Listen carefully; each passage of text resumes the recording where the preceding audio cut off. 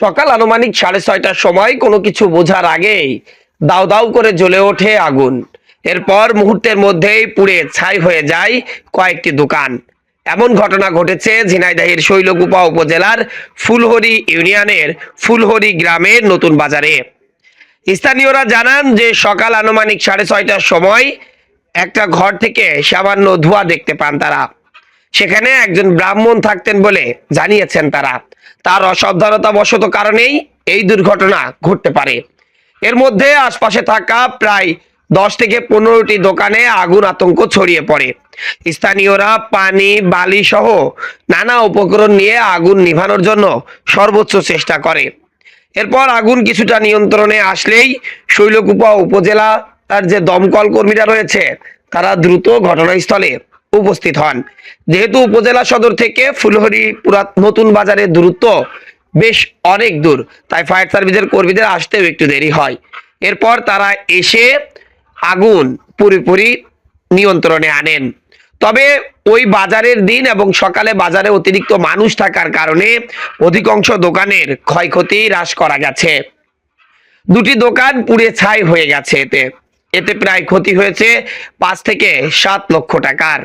ওই পিছনের ঘরের থেকে ধরেন হচ্ছে গিয়ে ওই ঘরের মধ্যে একজন থাকতো, ওই ঘরের থেকে খেয়ার মারছিল, ওখান থেকে আগুন এসে আমার ঘরটা শেষ হয়ে গেল, পুড়ে একেবারে সাফ হয়ে গেল। সব কিছু ক্ষতি হয়েছে, তাতে 5 থেকে 7 লাখ টাকা মতন। তবে স্থানীয়রা বলছেন যে একজন মানুষের অসাবধানতা বশতর কারণে আজকে যে অনেকগুলো মানুষের জীবন জীবিকা ঝুঁকির মধ্যে পড়েছিল, এরপর যাতে এরকম কোনো কাজ না ঘটে সেজন্য যাদের অসাবধানতা বশত কারণে এই অগ্নিকাণ্ডের ঘটনা ঘটেছে তার কোনো ষড়যন্ত্র আছে কিনা সে বিষয়টিও খতিয়ে দেখার জন্য অনুরোধ করেছে ক্ষতিগ্রস্ত এক ব্যবসায়ী। তবে সবাই একই কথা বলেছে, বাজারে অতিরিক্ত মানুষ না থাকতো এবং একই সাথে যদি পানির ব্যবস্থা না থাকতো এবং সময় মতো দমকল কর্মীরা উপস্থিত না হতেন তাহলে কিন্তু ব্যাপক ক্ষতি হতো ফুলহরি নতুন বাজারে। সব মিলে বলা যায় যে মানুষের যে ক্ষয়ক্ষতি হয়েছে সেটি সামান্য, কারণ পরপর প্রায় 10 থেকে 15টি দোকান ছিল। যখন দুইটি দোকান দাউ দাউ করে জ্বলছিল তখনই সাধারণ মানুষ অন্যান্য দোকানের যতগুলো জিনিসপত্র ছিল তা সব বের করে ফেলেন দোকান থেকে নিজেদের জীবনের ঝুঁকি নিয়ে। এজন্য 3টি দোকানের আংশিক ক্ষতি এবং একটি দোকান একেবারেই পুড়ে ছাই হয়ে গেছে।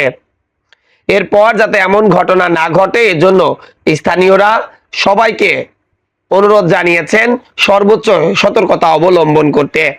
আজকে সকালের দুর্ঘটনাটি ধারণা করা হচ্ছে মশার কয়েল জ্বালানো থেকেই উৎপত্তি হয়েছে।